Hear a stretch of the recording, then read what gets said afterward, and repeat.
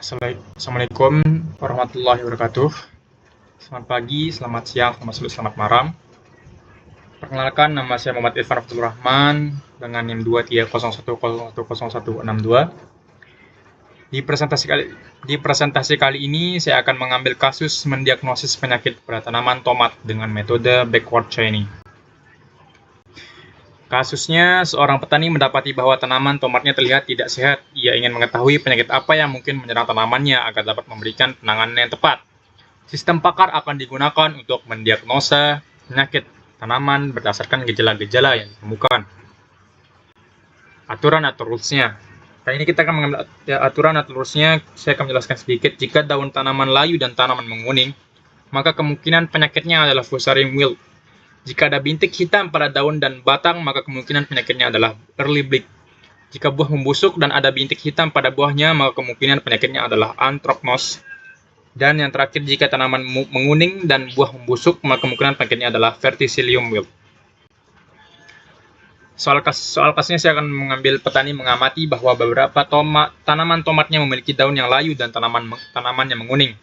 Berdasarkan gejala ini, tentukan kemungkinan penyakit yang menyerang tanaman tersebut menggunakan backward chaining.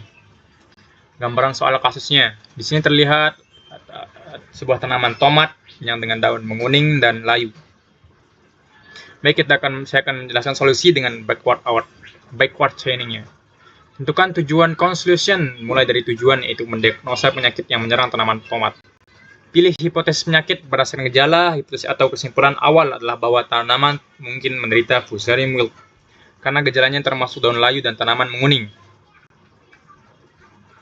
Aturan atau rules-nya, jika daun tanaman layu dan tanaman menguning, maka kemungkinan penyakit adalah Fusarium wilt. Baik, kita akan melanjutkannya. Periksa premis aturan yang sesuai. Cari aturan yang dapat mendukung hipotesis bahwa penyakitnya adalah Fusarium wilt. Kita akan mencarinya. Menurut aturan pertama, jika daun tanaman layu dan tanaman menguning, maka tanaman tersebut terkena Fusarium wilt. Validasi premis dari fakta. Cek apakah tanaman benar-benar memiliki kedua gejala ini, daun layu dan tanaman menguning. Berdasarkan kasus yang diberikan, gejala ini memang terlihat pada tanaman, daun layu dan tanaman menguning. Karena gejala yang ditemukan sesuai dengan aturan pertama, maka kesimpulannya adalah tanaman mengalami penyakit Fusarium wilt. Baik, saya akan menjelaskan sedikit langkah demi langkah backward chaining.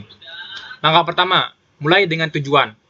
Mengetahui penyakit yang menyerang tanaman tomat. Yang kedua, ajukan hipotesis bahwa penyakit mungkin Fusarium wilt berdasarkan aturan yang tersedia.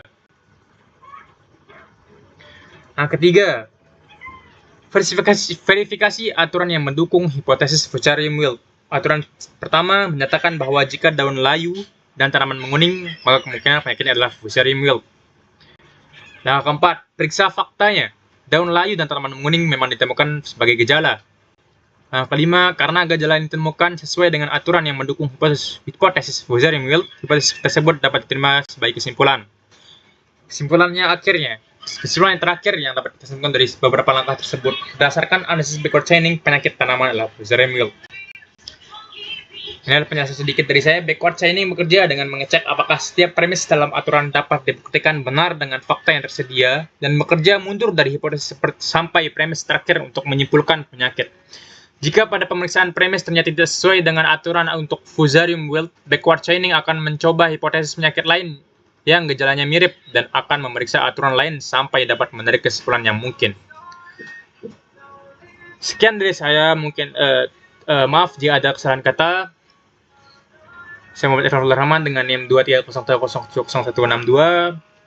Pamit undur diri. Terima kasih. Assalamualaikum warahmatullahi wabarakatuh.